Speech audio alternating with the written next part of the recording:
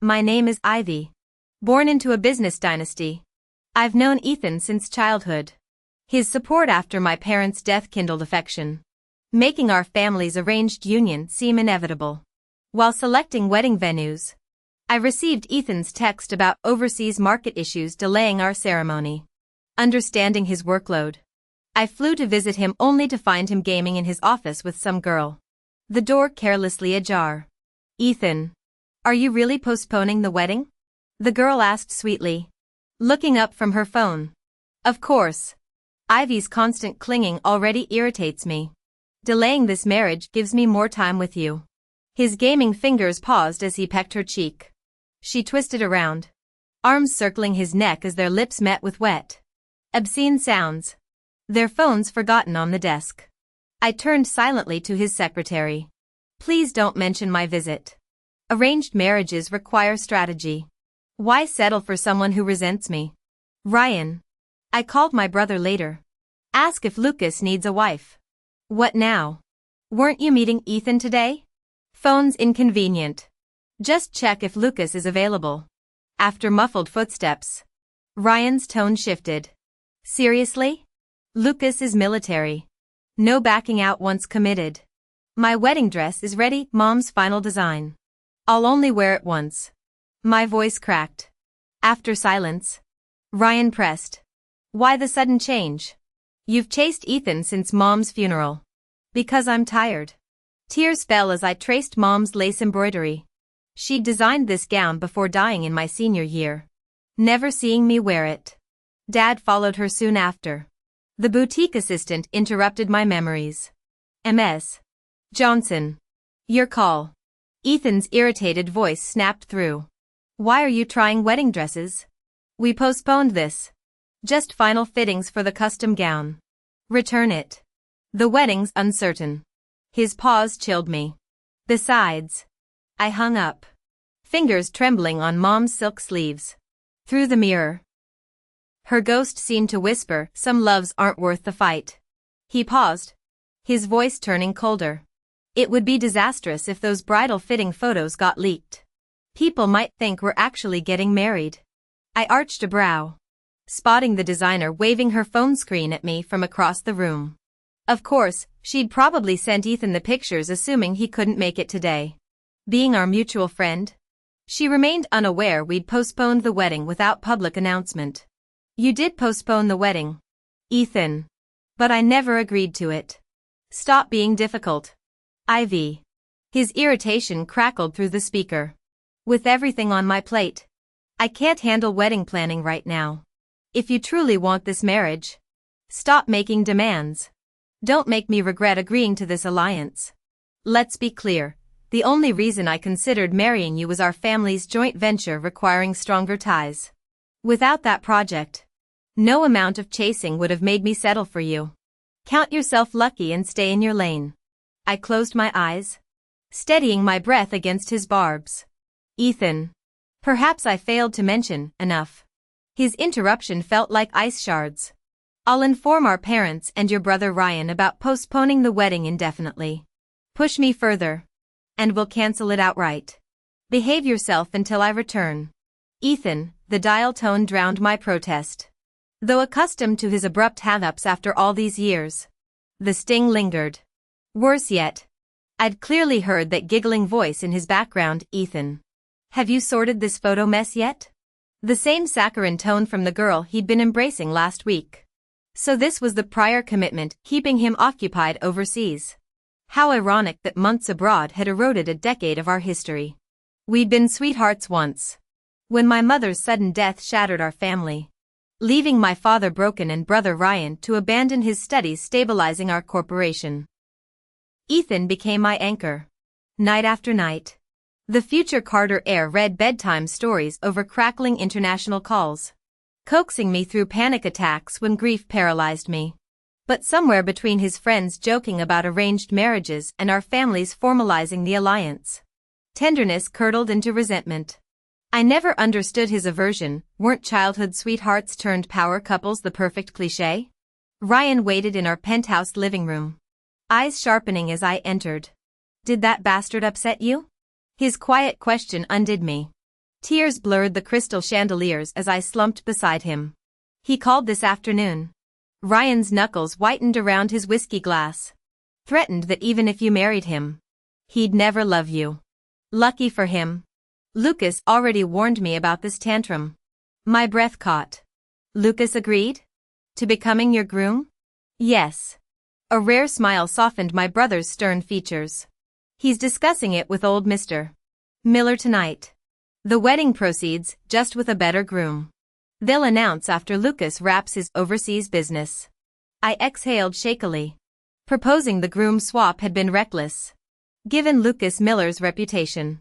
Unlike his half-brother Ethan, who flaunted their family's media empire, the Miller Group's heir apparent had enlisted in the Marines despite his grandfather's fury, a man who chose trenches over boardrooms, then rebuilt their conglomerate through sheer grit. Ryan studied me. Still sure about this? Lucas isn't some storybook prince. Neither am I a damsel. The truth settled like armor. Ethan's rejection had cracked open dormant possibilities. Perhaps real love grew from mutual respect, not childhood nostalgia. As for Lucas Miller, the man who'd once taken a baseball bat to paparazzi harassing me, however complicated this marriage of convenience might be, at least we'd enter it clear-eyed. But I wasn't willing. Though this was an arranged marriage, the thought of sharing daily life and a bed with someone made me prefer marrying someone I already knew. In the Miller family, their parents undoubtedly wished Lucas would marry me instead of Ethan. After all, my years-long pursuit of Ethan had been obvious to everyone. Moreover, if they wanted Ethan to eventually lead the Miller family, my status as a Johnson heir would be indispensable to him.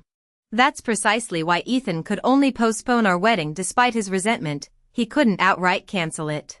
Lucas' influence likely ensured Ethan faced no resistance when delaying the ceremony, conveniently resolving his overseas business conflicts too. Ethan returned from abroad without informing me. I learned through mutual friends that he's been passionately pursuing Lily, his first love and childhood sweetheart.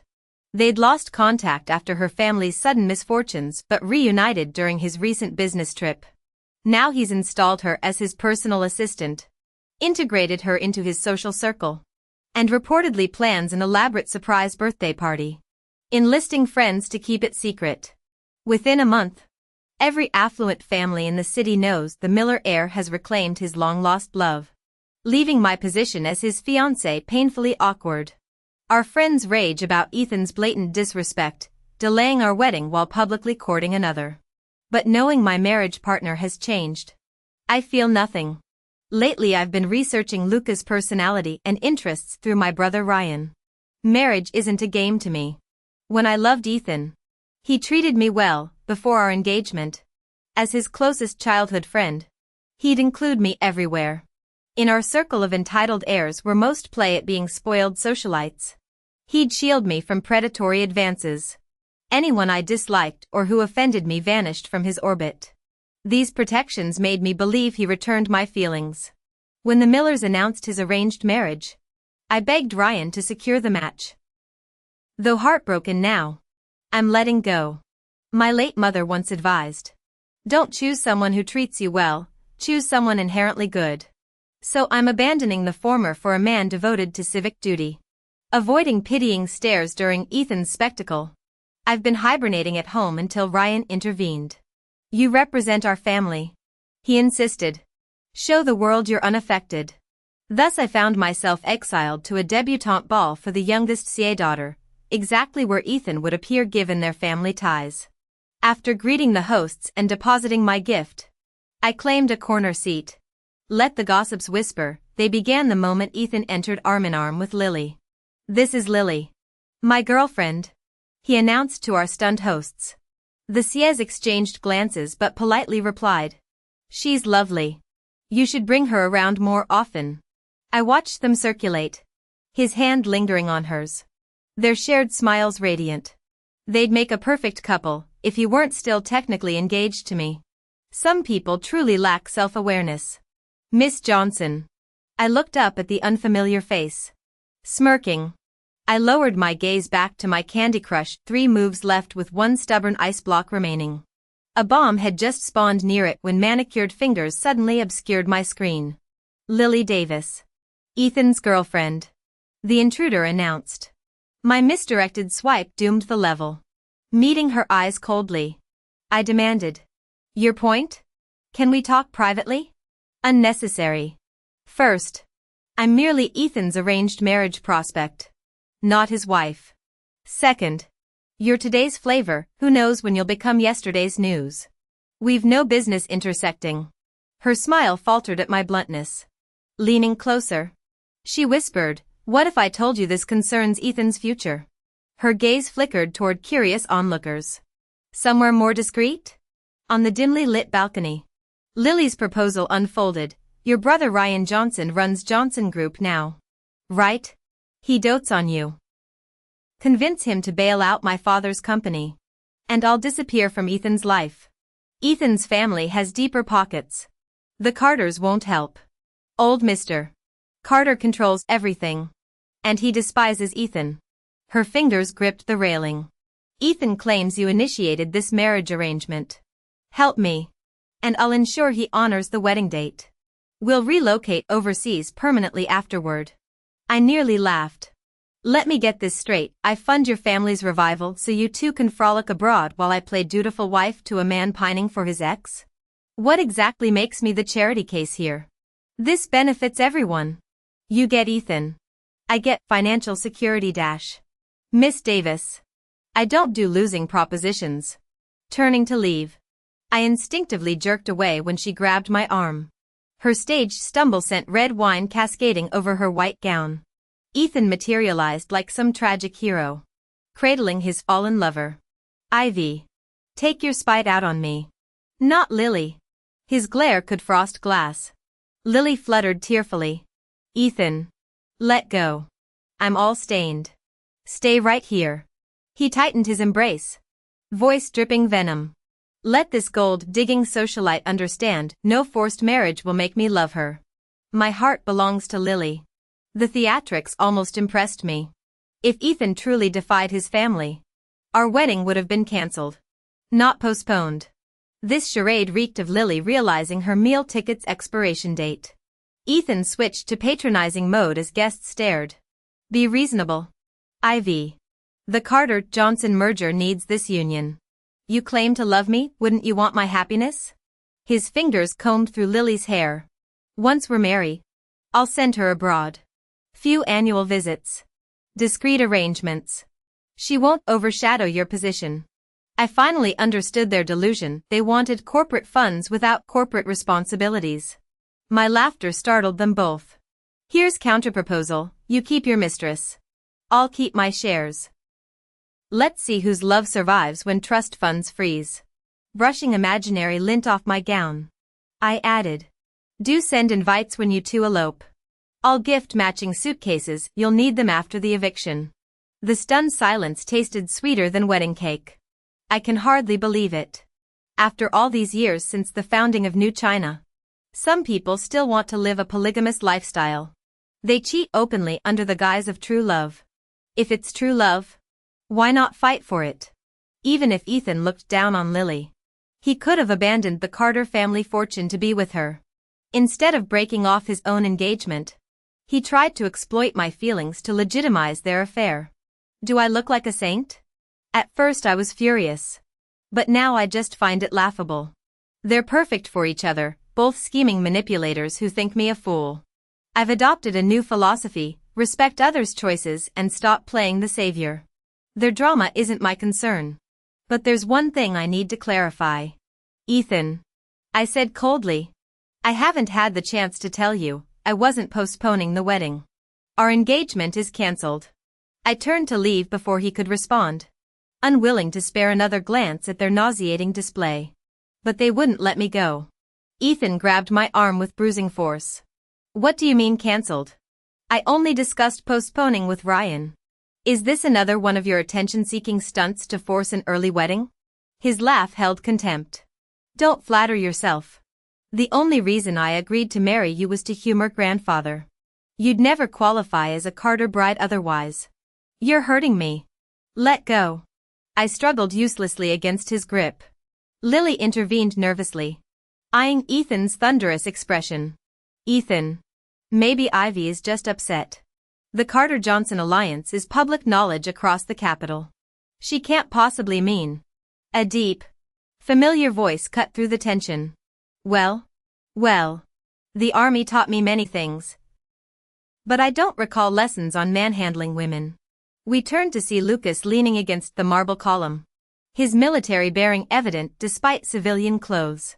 The family resemblance was unmistakable, same chiseled jawline, same piercing gaze, though Lucas's eyes held winter where Ethan's burned with summer storms. Brother?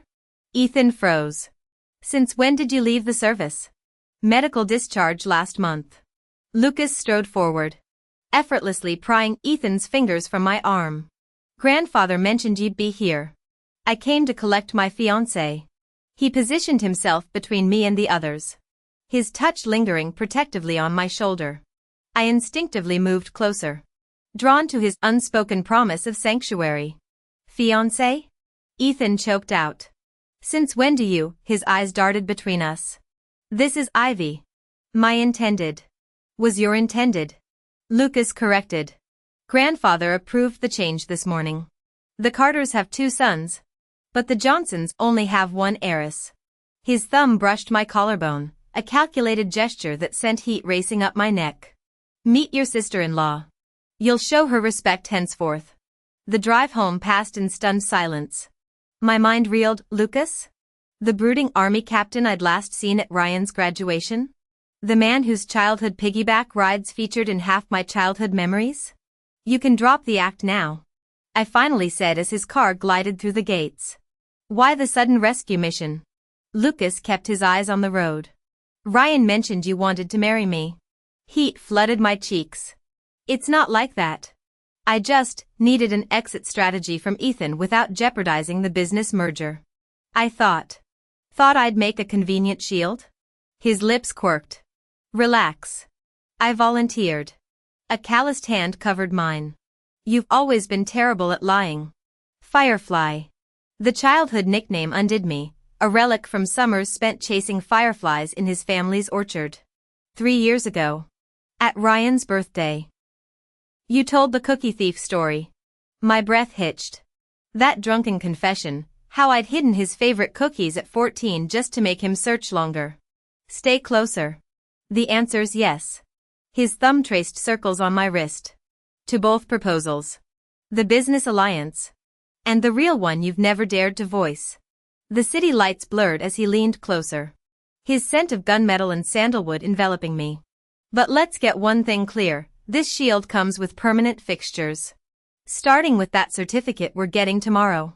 A low, magnetic chuckle suddenly broke the silence. Ivy. No need to rush to explain. The meaning remains the same. The warmth from his breath near my left ear made my skin tingle. I previously asked to keep our engagement secret until my military discharge was finalized. I heard Ethan's been causing unnecessary drama lately. Has he given you any trouble? Not at all. I've stayed home until today's first encounter. You arrived before he could say much. Good. But even if he upsets you, I'll make it right. Thanks. Lucas. Ivy. How did you find me here? I returned tonight to take you to dinner and discuss our marriage license. When you didn't answer calls, I checked with Ryan. Glancing at my phone, I saw several missed calls from unknown numbers, likely drowned out by conversation earlier. Lucas gestured at my device. Save this number. Contact me anytime. After storing it, I delayed looking up until we reached my family estate. My pulse raced as I grabbed the door handle the moment the car stopped. Goodbye. Lucas. Ivy. Slow down. I pretended not to hear, fleeing inside without looking back. Collapsing onto bed fully clothed, I silenced Ethan's incoming call, blocked his number, then deleted him from my contacts. With Lucas back, let him handle complications. Some instinct told me he'd resolve everything properly. A text notification chimed. Surprisingly from Lucas, who else still used archaic SMS? Ivy. Free tomorrow morning? Let's get our license before I return to base. A few days should suffice. His urgency startled me. As if I were some long-pursued sweetheart rather than his practical solution. This starkly contrasted with Ethan, who'd settled wedding dates but never mentioned legalities. This wasn't about affection, but fundamental respect for marriage. Instead of suggesting a messaging app, I texted back, available all day. I'll pick you up at 10 a.m. Sleep in. See you tomorrow. Good night. Before saying good night, final confirmation. Ivy. Lucas Miller only leaves marriage through death, not divorce. Do you still consent? This was his vow of lifelong commitment and subtle probe. Knowing my past feelings for Ethan. In this life, meeting my destined partner means never parting. Sleeplessness nearly made me late. But the quick civil ceremony proceeded smoothly. Over celebratory lunch, I snapped our marriage license photo. Posting married. On social media. Noticing my actions, Lucas produced his phone. Ryan says SMS is outdated. I downloaded a messaging app. Add me and help post. Amused by his forced nonchalance, this military man now taking orders from his new brother-in-law, I opened his barren contact list containing only Ryan. Must you really post this? His chuckle rumbled. First add everyone from my contacts. Becoming his free assistant, I populated his contact list. When finished, he instructed, caption it, the future looks bright. Mrs. Miller. Blushing, I edited my original post. The update barely sent when Ethan's call flashed on screen. Answer? I showed Lucas. Decline. The phone persisted ringing as we left. Is it Mrs. Johnson? Should I answer? Your mom? Decline it too. All right. Grandpa? Decline. Don't answer anyone. I finally silenced his phone. The calls were relentless. Then my own phone rang with an unknown number. I hung up. After several attempts, a text arrived. Ivy. What's the meaning of those social media posts with my brother? Did you two really get married? I thought you liked me. You don't have to marry Lucas just to spite me. Stop this prank and answer my calls. My phone's blowing up with everyone asking about this. I deleted it and turned to Lucas. Did you tell your family about our marriage plans today? No. Did they even know you intended to marry me? Grandfather was informed earlier. I told the rest last night. Curious about his approach, given their apparent shock, I pressed further. Lucas glanced at me, parked the car, and turned fully. I told them since Ethan refused the arranged marriage with you, I'd take his place. We've discussed this, you no longer care for Ethan. And I've always loved you. This works for everyone. You love me? Since when? You used to follow your brother everywhere as a child. But Ryan found you annoying. Who held your hand during playground trips? Who read you bedtime stories when you refused naps? His voice softened. Why would I indulge you if I didn't care? Then why did you stop? His gaze darkened.